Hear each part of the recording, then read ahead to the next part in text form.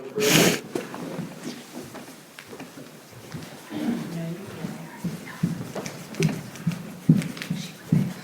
glad to be back out here again this morning. Glad to see each one of you. Ask you to be praying for us. Just a little while we do what the Lord would have us to do. But also be praying for the ones of the church that's out sick. Just different reasons some weren't able to make it.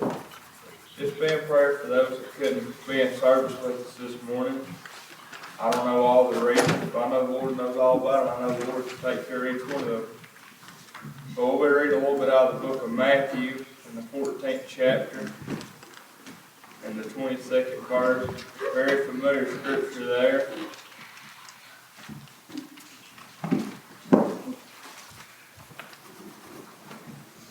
And starting in the 22nd verse. And straightway Jesus constrained his disciples to get into a ship and to go before him unto the other side, while he sent the multitudes away. And when he had sent the multitudes away, he went up into a mountain apart to pray. And when the evening was come, he was there alone. But the ship was now in the midst of the sea, tossed with waves, for the wind was contrary. And in the fourth watch of the night, Jesus went unto them, walking on the sea.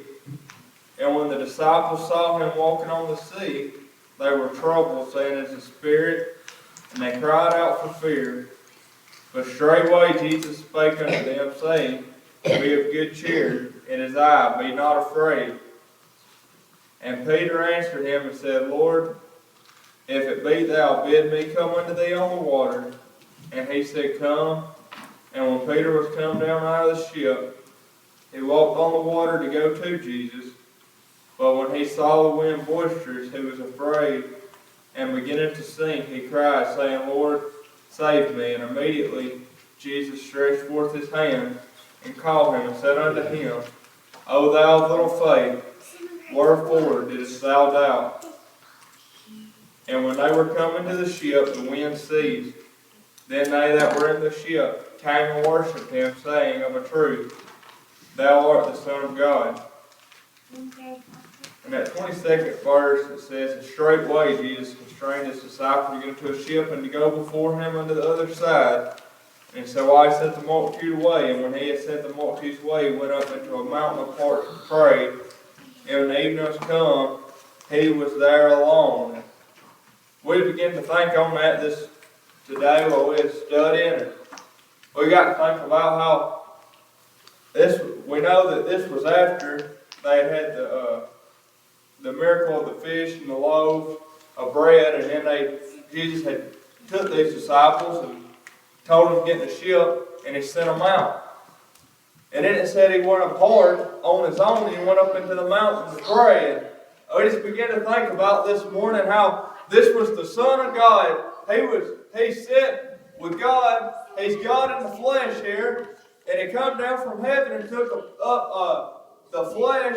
And it said, even though he was the very Son of God, he still seen the need to go to the Father and pray. And we just began to think about how so many times we just begin to think about our prayer life. It said that he went there at even time, but it said he stayed there until the fourth watch of the night. And we don't know all about this, and if you do, you can tell us about it after service this morning. But if we did we got to study up a little bit, and if we figured this up right, it said he went here in the evening time until the fourth watch. And if that was about 3 o'clock in the morning is what we ended up coming up to with our times. So Christ had went on his own into the mountain. He got off on his own, and he got some time alone with God to pray up in the mountains and have him and God have some alone time. He went and stayed there that long. And I begin to think about today so many times how we talk about we can't this seem to get down and we can't get a prayer through. Why can't we get a prayer through? So many times times I begin to think about there in Song of Solomon we preached about a while ago. It talked about there the woman said she was searching for him on her bedside and she was slumbering and going to sleep.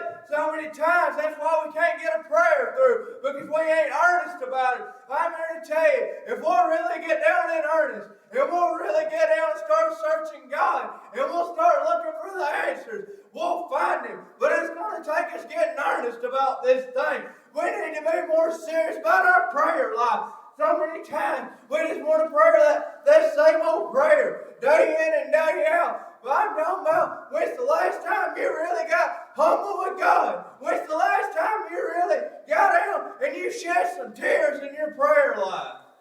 Amen. We need to be more serious about our prayer life. It said he went there in the evening and stayed till the fourth watch of the night. And then he went out. He had spent some time alone. He had spent some hours with him. I believe if the church would just start spending some hours and we really get serious about our prayer life, I believe the church would grow spiritually. I don't know if we'll ever see it grow numberly, but if it don't ever grow in numbers, that's okay, because I want to see our churches grow spiritually. Amen. If we start seeing the churches grow spiritually, that's when we'll start seeing people saved. That's when we got the faithful ones here. We'll start seeing them draw closer to the Lord. That's the things I would be care more to see. I care about seeing the ones we got draw closer to the Lord. And I'm one of them. We could all move up closer. We've all got room to grow. And it said, but the ship was now in the midst of the sea, tossed with the waves, for the wind was contrary. And in the fourth watch of the night, Jesus went unto them walking on the sea.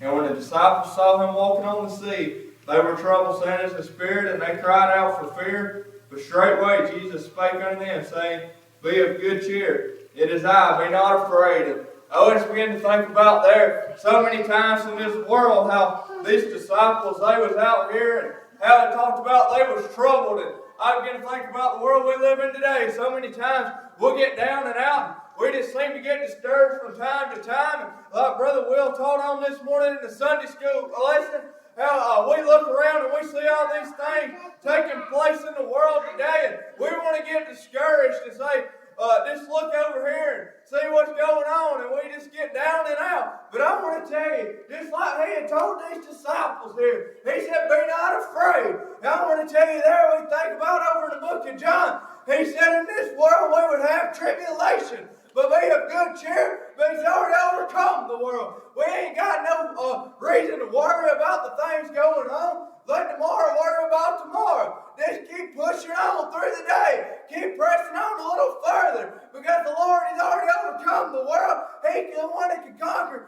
death, hell, and the grave. I want to tell you, he's the one that saved us from hell. Why couldn't he take care of the things going on in the world? Amen. Right. We worry about the things that we ought not be worried about. So many times we get down and out. And said, and Peter answered him and said, "Lord, if it be thou, bid me to come unto thee on the water." And he said, "Come."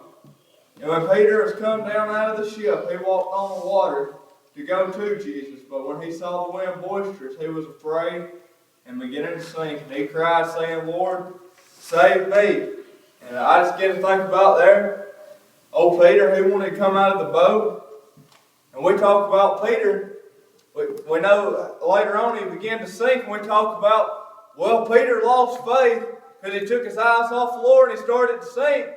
But I want to tell you, Peter was the only one in that ship that night that had the faith to step out. I want to tell you, as Christians today, we need to have the faith to step out of the boat a little while. We need to have faith to step out and be different in the world.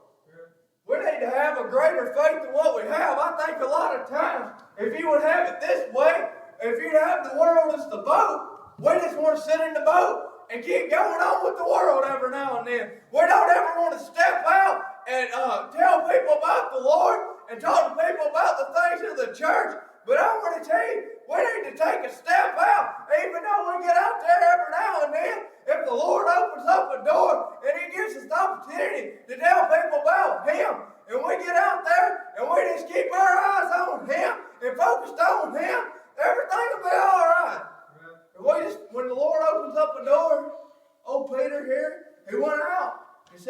his eyes off of him and begin to sink.